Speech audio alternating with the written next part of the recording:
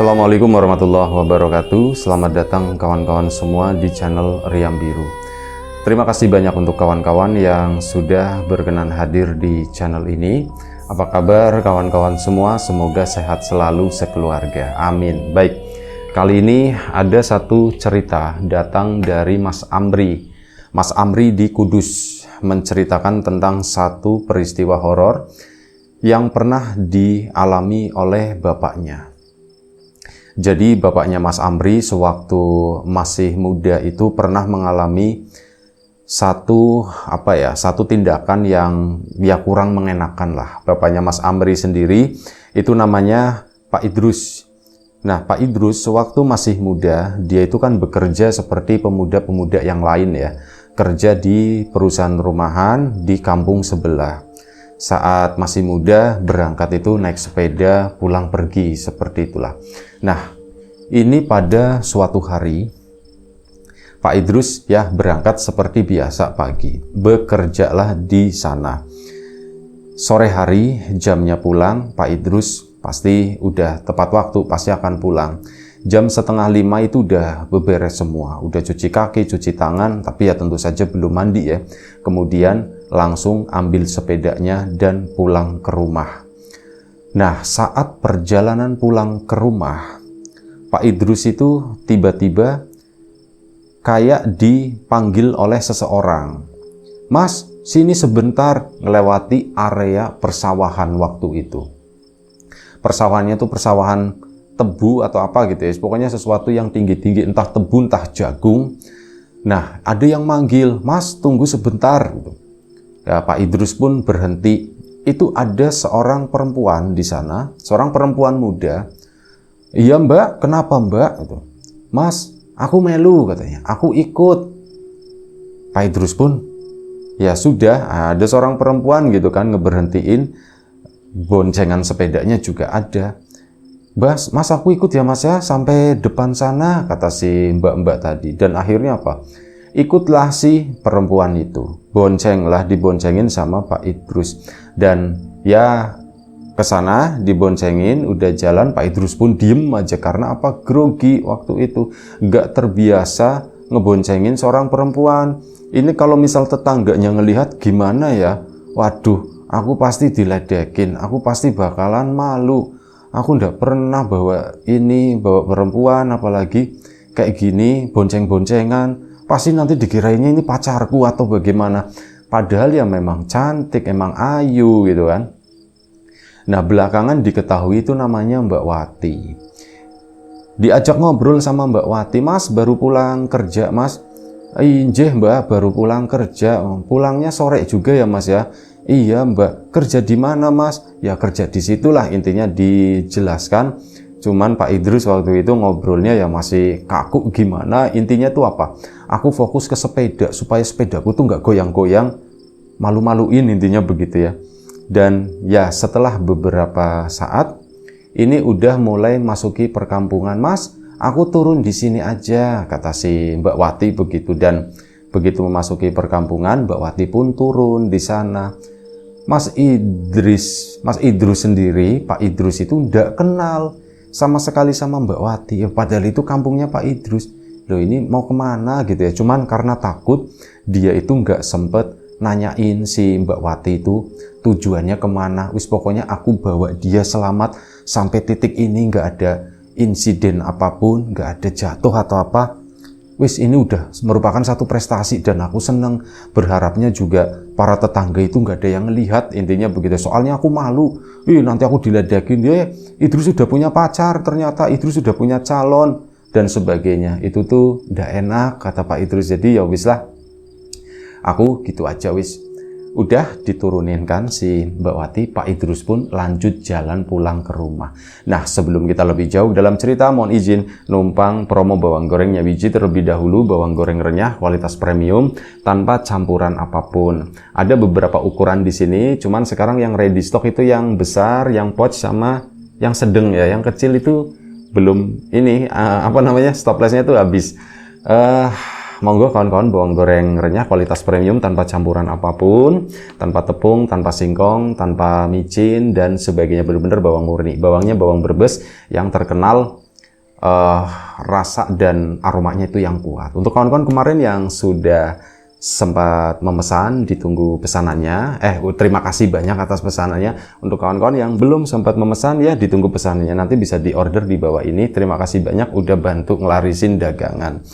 Dan untuk kawan-kawan yang belum download Riam, ayo di-download, ramein aplikasi tersebut. Terima kasih yang sudah download, udah berinteraksi di sana. Terima kasih banyak ya. Baik, kita lanjut lagi cerita.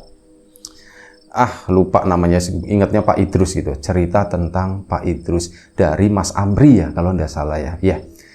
Nah, Pak Idrus itu pulang ke rumah kan.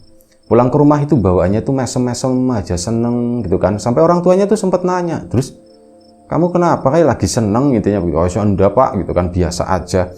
Padahal seneng banget. Dan tentu saja Mas Idrus itu berharap. Malam harinya tuh sempat menghayal, membayangkan tentang Mbak Wati itu ya. Itu siapa ya gitu ya. Itu anaknya siapa ya? Aku kok nggak pernah lihat, aku kok nggak pernah kenal gitu kan. Dan akhirnya apa? Membayangkan itu, berharap besok itu bisa ketemu sama Mbak Wati lagi. Dan keesokan paginya kerja itu semangat. Bahkan apa?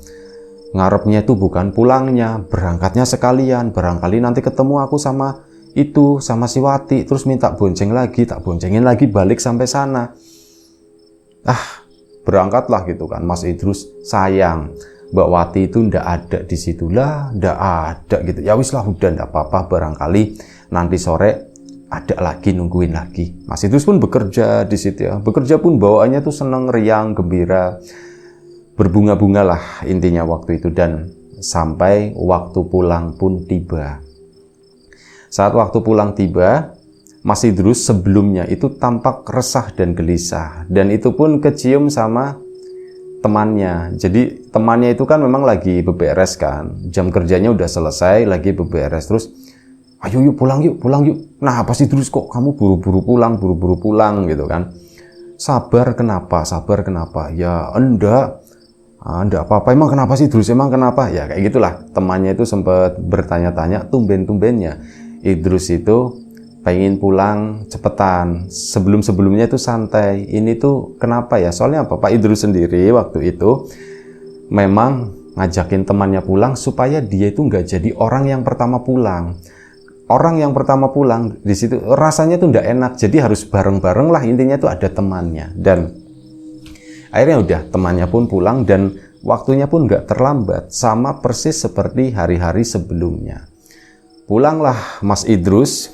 Kali ini jalan itu agak lumayan cukup cepat, genjot sepedanya tadi. Dan tibalah di area persawahan tersebut. Saat tiba di sana, ya Mas Idrus berharap ketemu sama yang namanya Mbak Wati itu dong. Dipelan-pelanin waktu itu, nggak ada Mbak Watinya. Udah kelewat, udah hampir sampai ke kampung. Nah, udah hampir sampai ke kampung, balik lagi ke sana. Pun Mbak Wati ndak ada di situ, ndak ada. Akhirnya udah ini kan, balik lagi ke sana. Nah, begitu balik lagi ke sana, hari kan udah mulai lumayan cukup gelap ya, remang-remang. Tiba-tiba ada sesuatu yang mendorong Pak Idrus itu dari samping, entah itu datangnya dari mana.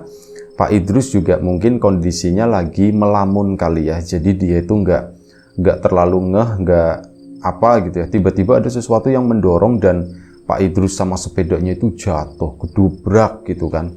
Di tengah-tengah itu tadi entah sawah jagung, entah sawah tebu. Jatuh, gubrak di situ. Dan setelah itu si Pak Idrus itu ditutupin karung. Dia itu ditutupin karung. Aku diapain? Aku mau diapain? Bener-bener dikarungin begitu, karung goni ya.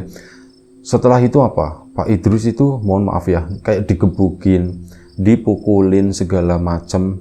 Terus bilang, "Kamu lain kali jangan boncengin Wati lagi."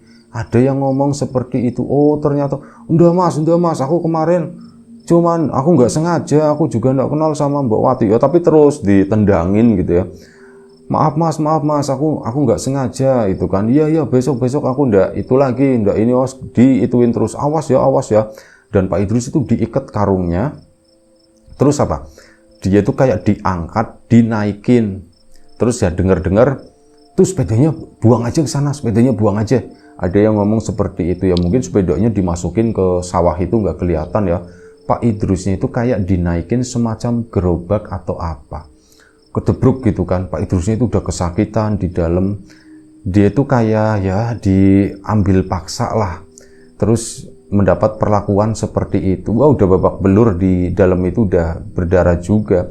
Dan ya dia nggak tahu waktu itu dia dibawa kemana. Sempat nanya, Mas, aku mau dibawa kemana? Itu malah dipukul, jedak gitu kan. Diam kamu. Akhirnya Pak Idrus pun yo kapok gitu kan. Dia nggak bertanya-tanya lagi. Kendaraan itu terus melaju. Itu kayak semacam gerobak, cuman nggak tahu ya ditarik sama kuda atau ditarik sama orang.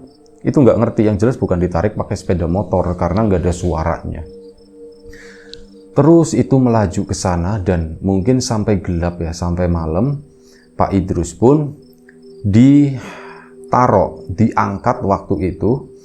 Pak Idrus diem aja, dia nggak berani ngomong. Sekali ngomong pasti pasti aku dihajar waktu itu. Nah, ini dibawa, dan dibawanya itu dia mendengar ada suara laut ya. Duh, aku dibawa ke laut.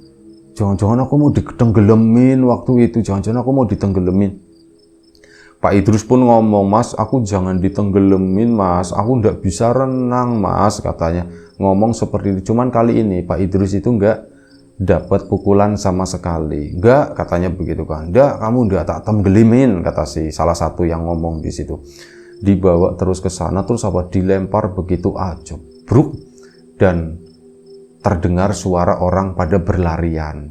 Ya mungkin kabur ya setelah naruh itu, cuman untung dijatuhinnya itu bukan di laut, bukan di air, tapi ya itu daerah pantai. Itu kedengeran ombaknya itu blebar-bleber, itu kedengeran.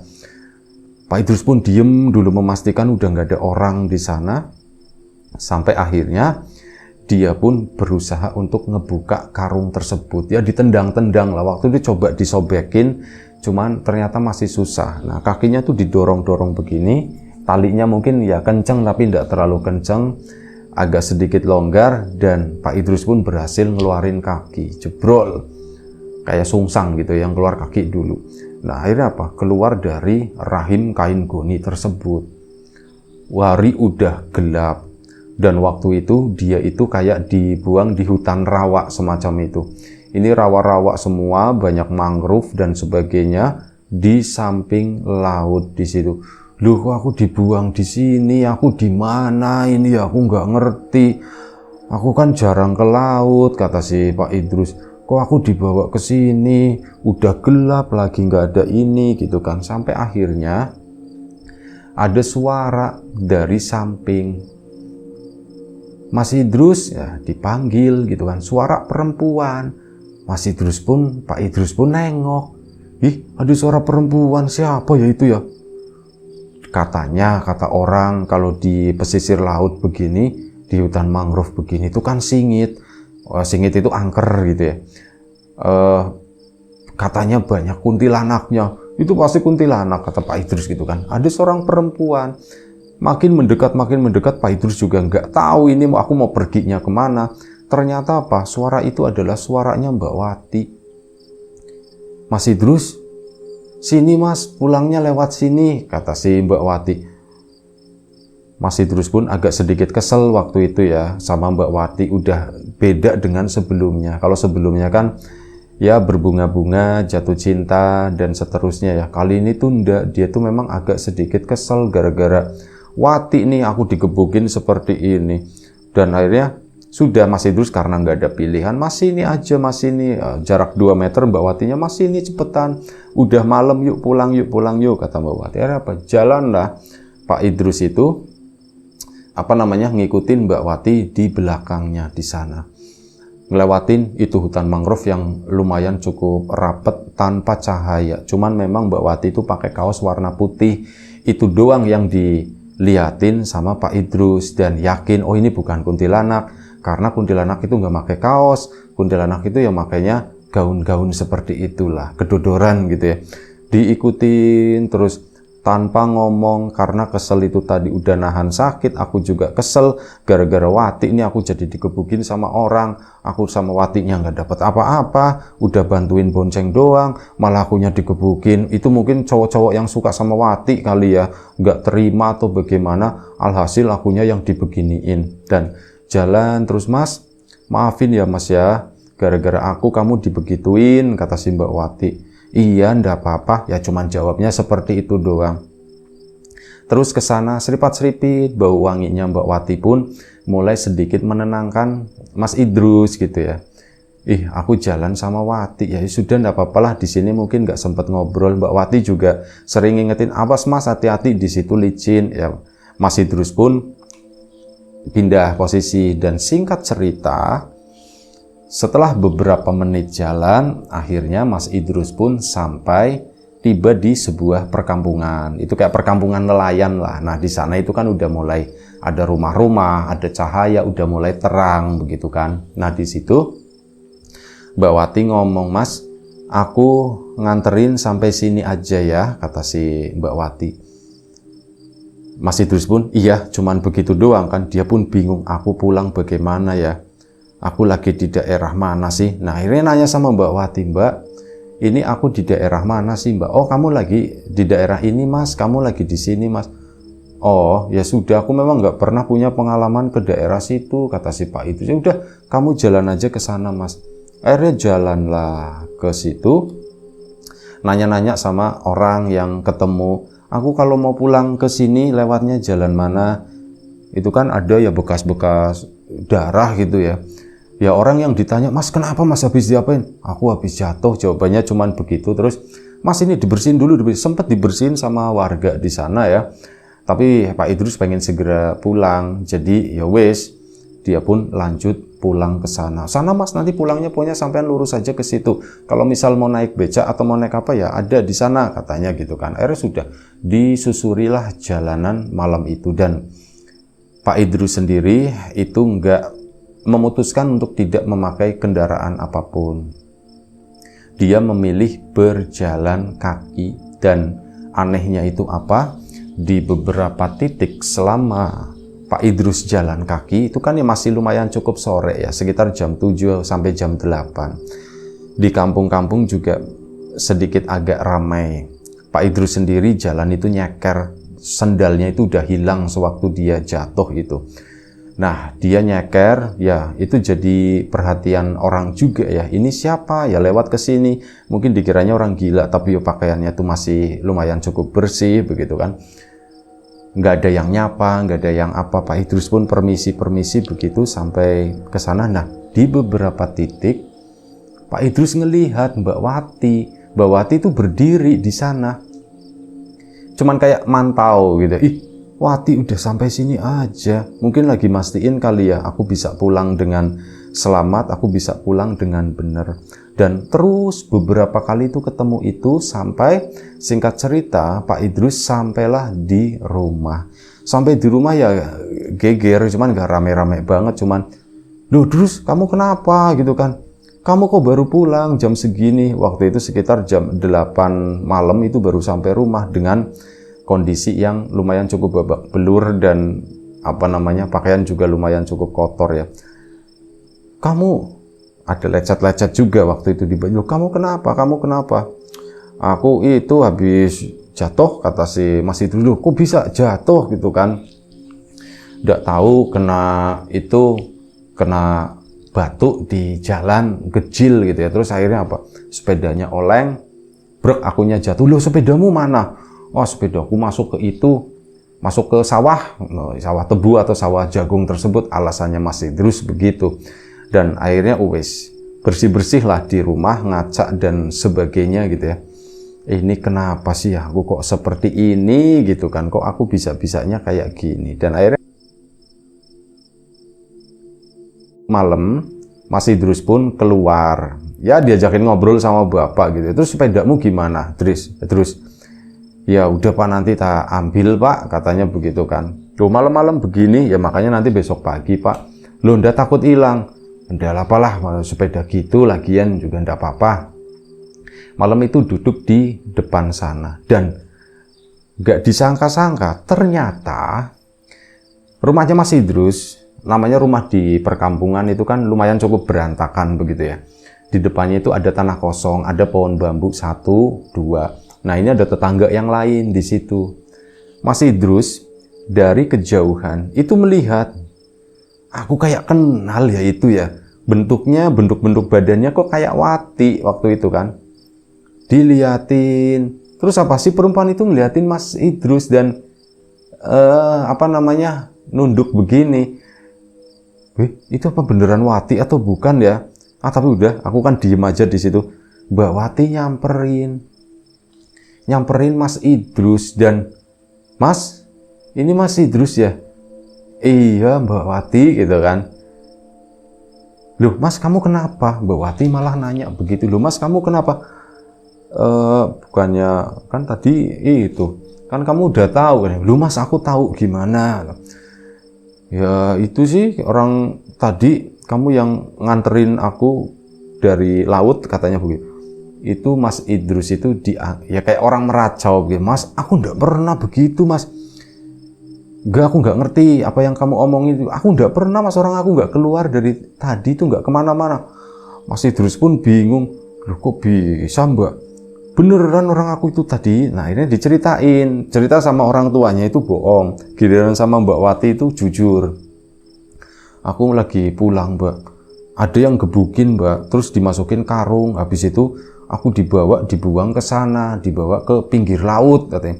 Ya aku bingung di situ, orang aku nggak pernah tahu daerah situ kan. Aku bingung. Mbak Wati muncul. Duh, masa Mas? Sumpah Mbak, aku nggak bohong Mbak. Itu muncul nunjukin jalan. Mas ini pulangnya ke sini.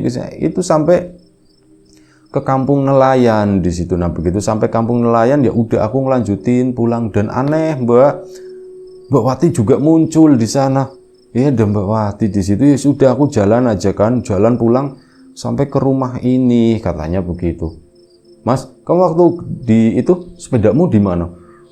Aku nggak tahu Mbak. Cuman aku dengar itu sepedanya katanya udah masukin aja ke situ, masukin ke situ. Mungkin dibuang ke sawah kali ya Mbak ya. Waduh, kok bisa gitu sih Mas? Nah di sana udah mulai akrab tuh Mas Idrus sama Mbak Wati. Bapak sama Ibu. Karena Mas Idrus ngobrol sama perempuan, mereka tuh ngedengerin dari ruang tamu gitu kan. Dan kebongkar bohongnya Idrus, bohongnya Pak Idrus itu kebongkar sama orang tuanya.